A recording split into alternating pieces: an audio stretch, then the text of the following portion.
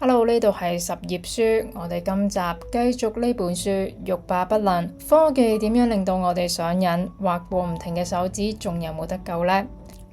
第一章，測試你嘅成癮程度。行為成癮究竟有幾咁普遍呢？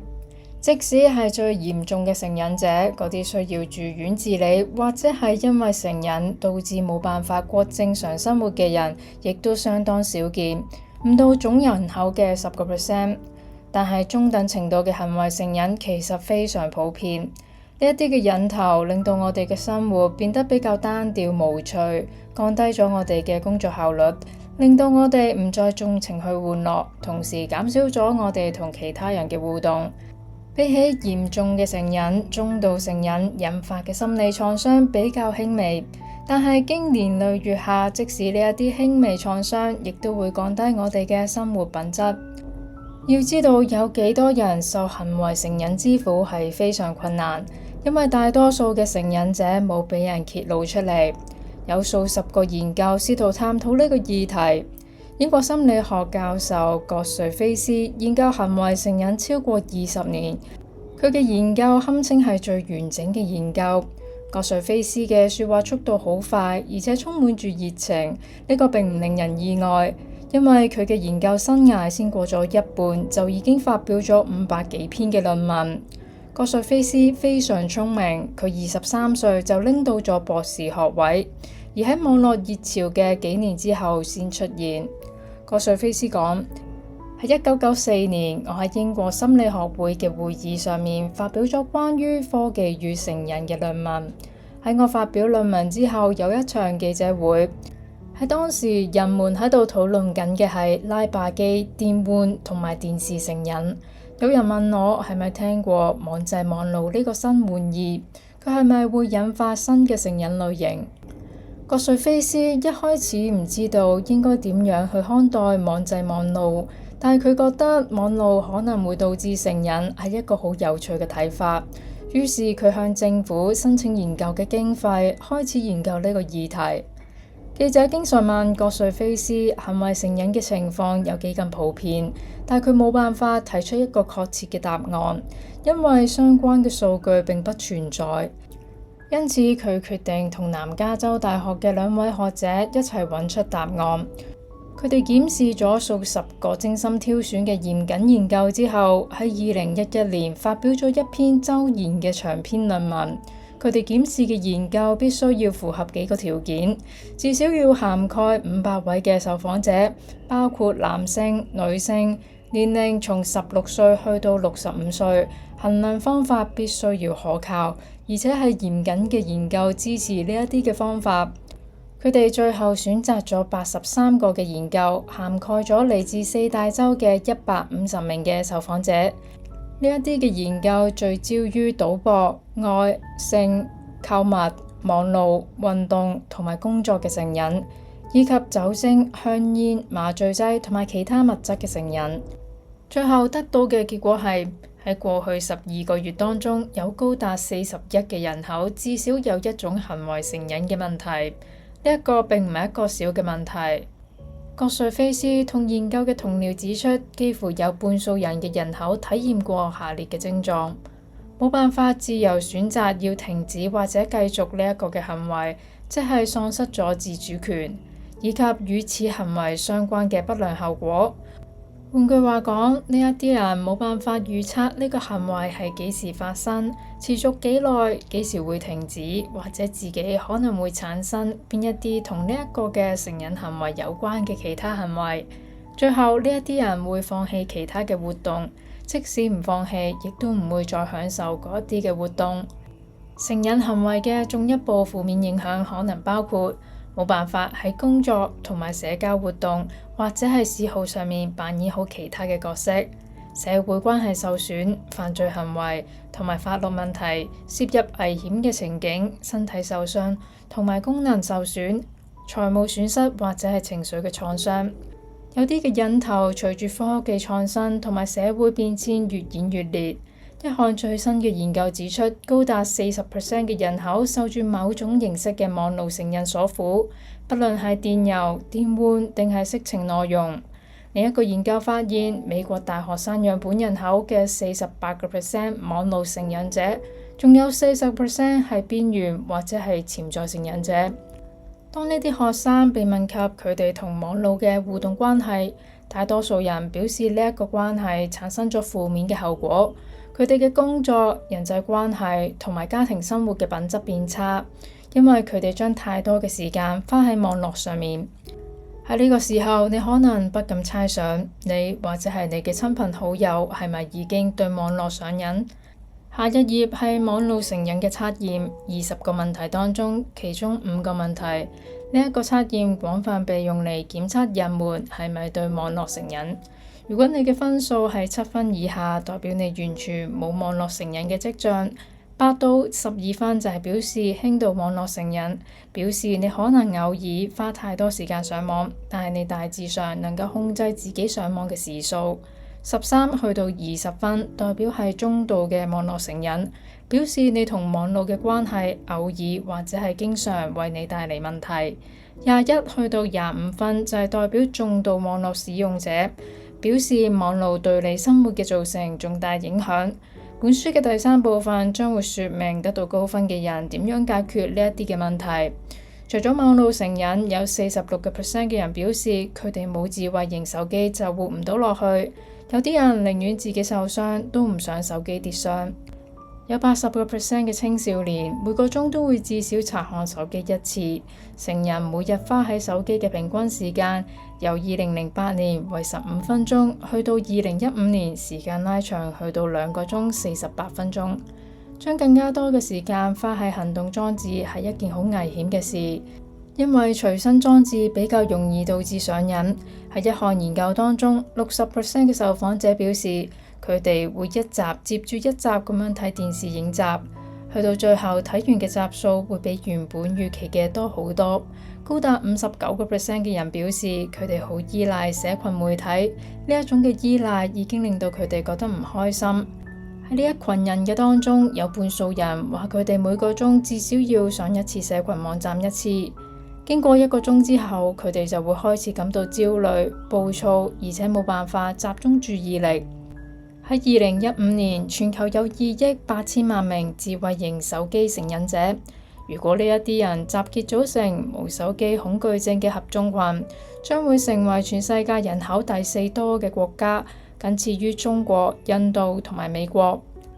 微軟加拿大分公司喺2000年嘅調查報告指出，一般人能夠集中注意力嘅時間長度為12秒鐘，去到2013年呢個數字降為8秒鐘。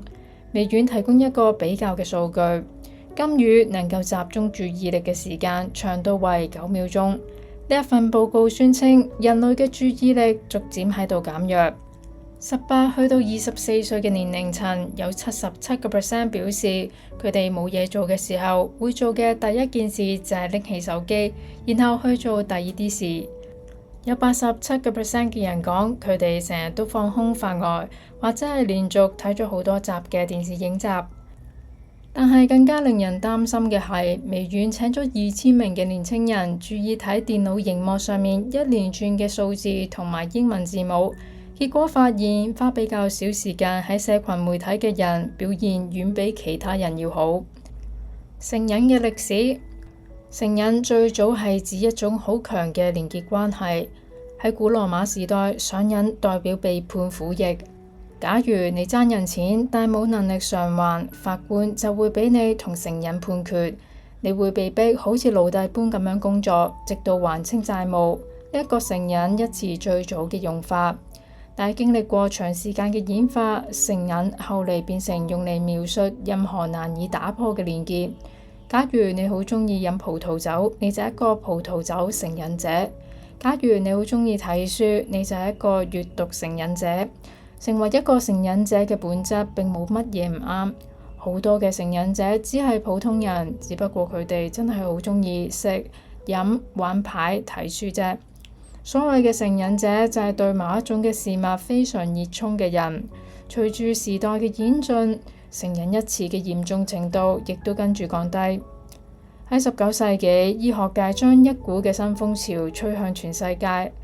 19世紀末嘅科學家學識咗合成古柯鹼，呢一個嘅藥物令到醫師格外關注，因為佢會令到使用者產生難以戒除嘅問題。古柯鹼喺啱啱出現嘅時候係一個神奇嘅嘢，佢可以令到老人家行走數千里路，令到筋疲力竭嘅人再度擁有清晰嘅思考力。但去到後來，好多嘅使用者會對佢上癮，好多人甚至因此死亡。我好快重回行為成癮嘅議題，但係為咗要了解行為成癮嘅源頭，我首先要探討一下物質成癮嘅議題。成癮一詞被用嚟係指涉及藥物濫用，已經係最近200年嘅事，而人類嘅祖先對物質上癮已經有數千年嘅歷史。4萬年前嘅尼安德塔人體入面有一種 DRD47R 嘅基因，呢一種嘅基因同某一類嘅行為有關，包括冒險、追求新奇嘅事物以及尋找感官刺激。呢一啲嘅行為令到尼安德塔人唔同於其他嘅原始人。比起尼安德塔人更加早出現嘅原始人，膽小而且唔鍾意冒險。而尼安德塔人總係喺度探索新嘅事物，永遠冇辦法滿足。DRD44R 同埋 DRD47R 嘅變異體有10% 嘅現代人體入面有呢一種嘅基因，佢令到呢一啲人比其他人更鍾意冒險犯難，更容易成為連續嘅成癮者。要揾出史上第一個成癮者係唔可能嘅事。但係記錄顯示呢個人活喺13000年以前，當時嘅世界同而家非常唔同。尼安德塔人早已經滅絕，地球仍然被冰河所覆蓋，長毛象仲係會繼續存活2000年。人類先啱啱開始馴養綿羊、豬、山羊同埋牛，農耕仲要去到數千年之後先出現。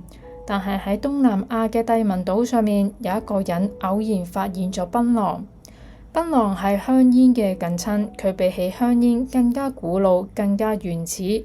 檳榔含有一種油狀嘅液體叫做檳榔鹼，佢嘅作用同尼古丁好似。當你嚼檳榔嘅時候，你嘅血管會擴張，呼吸更加暢順，血液流通得更加快，而且心情變得愉快。人們咬檳榔嘅時候，往往會令到思考變得更加清晰。喺部分南亞與東南亞嘅地區，檳榔至今仍然係被廣泛使用嘅藥物。不過，檳榔有一種唔好嘅副作用。假如你成日都咬檳榔，牙齒會變黑、變臭，然後掉落。儘管必須要付出不美觀嘅代價，好多人都喺失去牙齒之後，仍然繼續咬檳榔。中國嘅周成王喺2000年前造訪越南嘅時候，曾經問當地人，佢哋嘅牙齒點解係黑色嘅？佢哋回答，咬檳榔係為咗保持口腔衛生，牙齒因此變黑。呢一個嘅邏輯令人匪夷所思。當你嘅身體嘅某個部分變成黑色，你必須要擁有不尋常嘅開放心胸，先會認為呢一個轉變係健康嘅跡象。南亞人並非唯一嘅早期成癮者，其他地區嘅人亦都探索咗當地生長嘅植物。數千年嚟，阿拉伯半島同埋索馬利亞半島嘅居民都有咬阿拉伯茶樹葉嘅習慣。阿拉伯茶樹葉含有一種興奮劑，作用同搖頭丸或者甲基安非他命相似。咬阿拉伯茶樹葉嘅人會變得多話，心情愉快，坐唔住，而且心跳變快，就好似飲咗好幾杯嘅濃咖啡一樣。大約喺相同嘅時期，澳洲嘅原居民偶然發現咗皮土利樹，而北美洲嘅原居民就發現咗煙草。呢兩種嘅植物都可以點火吸食同埋照食，亦都係含有大量嘅尼古丁。此外，喺7000年前，南美洲安第斯山脈嘅居民喺集體聚會嘅時候會照食古柯葉。喺地球嘅另一端，撒瑪利亞人正喺度學習點樣製作鴉片。佢哋非常鍾意鴉片，甚至將製作嘅方法刻喺小塊嘅泥板上面。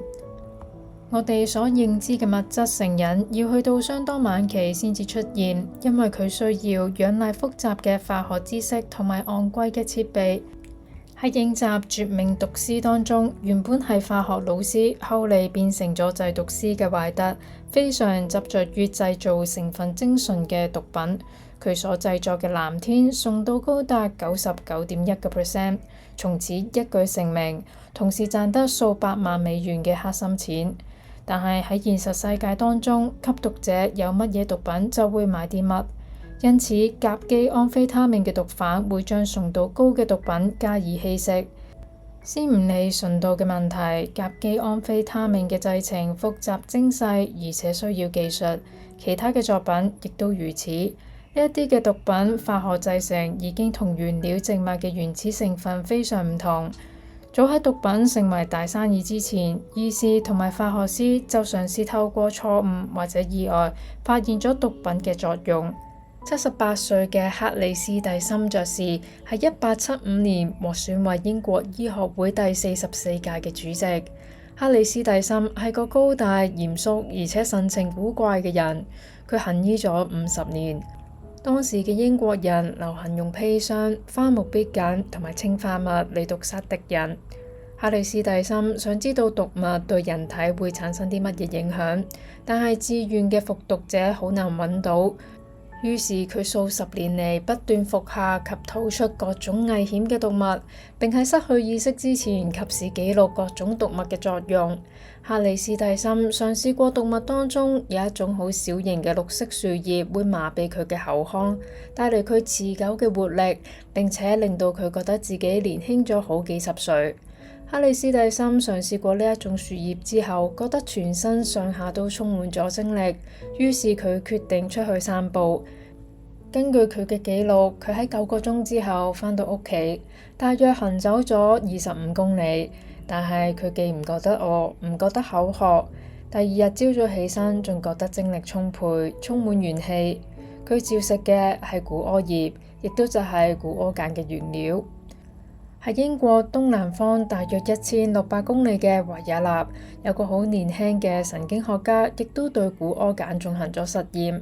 好多人都知道弗洛伊德對人類性格、性慾、夢境所提出嘅理論，但係佢當時亦都對古柯鹼嘅推廣不遺餘力。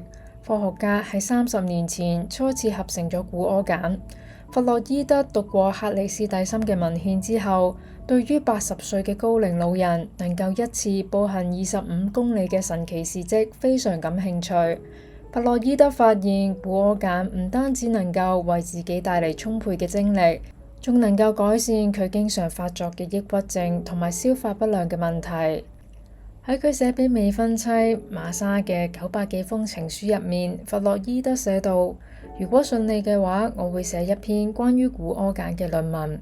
我認為佢嘅療效唔亞於嗎啡，甚至比嗎啡更加好。我經常吸食少量嘅古柯鹼嚟解決抑鬱症同埋消化不良嘅問題，效果非常好。弗洛伊德嘅一生充滿住跌宕起伏。喺佢寫俾呢一封信俾未婚妻之後10年，係佢人生劇烈變動嘅時期。一開始係快樂嘅時光，佢喺1884年發表談古柯呢一篇嘅論文。根據弗洛伊德嘅講法，談古柯係讚頌呢一個神奇物質之歌。喺呢一出戲碼當中，佢一人分析多個實驗者、研究對象以及因喜若狂嘅作家。吸食古柯鹼幾分鐘之後，你會突然體驗到愉快興奮嘅心情，嘴唇同埋上顎彷彿覆蓋咗一層東西，接住會感受到一股溫暖嘅感覺。古柯鹼嘅心理效果包括興奮愉快以及持久嘅狂喜。呢一種嘅喜悅同一般健康嘅人所感受到嘅喜悅冇唔同。談古柯亦都暗示咗古柯鹼嘅黑暗面，但係弗洛伊德對呢一啲嘅黑暗面嘅反應似乎係着迷，而且非常關切。第一次嘗試嘅時候，我體驗到短暫毒性嘅作用，呼吸變慢而且變深，亦都覺得疲累同埋昏昏欲睡。我經常打喊路，而且覺得反應有啲遲鈍。如果有人喺度吸食古柯鹼之後開始專注工作，興奮嘅感覺會去到3至5小時之後就會開始減退，此時就需要再次吸食古柯鹼，先能夠消除疲勞感。好多心理學家批評弗洛伊德，因為佢最著名嘅理論夢到洞穴嘅人係咪真係對母親子宮念念不忘，無法加以驗證。但係弗洛伊德對古柯鹼進行嘅實驗係非常嚴謹，如同佢喺信中入面提到嘅，佢發現古柯鹼同其他人上癮嘅興奮劑一樣，效果係會隨住時間減退。要創造相當嘅亢奮感受，唯一嘅方法就係再次吸食更加高劑量嘅藥物。弗洛伊德至少吸食咗10幾次嘅高劑量古柯鹼，最後終於成癮。唔吸食古柯鹼，佢就難以思考同埋工作。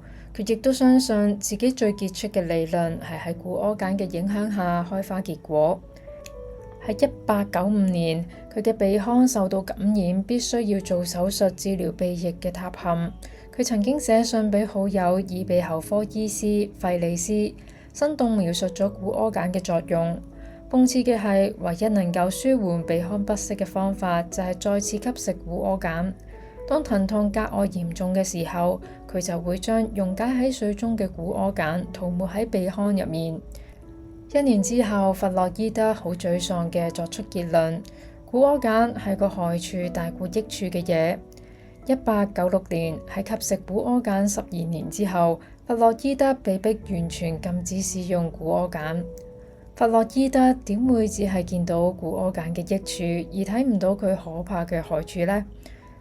當佢啱啱開始對古柯鹼着迷嘅時候，佢認為古柯鹼係解決嗎啡成癮嘅好方法。佢描述有個病患戒斷咗嗎啡之後，結果立刻產生戒斷嘅症狀，深受打寒戰同埋抑鬱症嘅折磨。但係當呢個病患吸食咗古柯鹼之後，身體就完全康復咗。只要每日吸食大量嘅古柯鹼，佢就能夠正常嘅生活。弗洛伊德犯咗最大嘅錯誤，就係相信古柯鹼嘅效果係永久嘅。10日之後，佢就能夠完全停咗古柯鹼嘅療法啦。因此，用古柯鹼治療嗎啡成癮並唔會造成其他上癮。古柯鹼嘅使用只係暫時性嘅。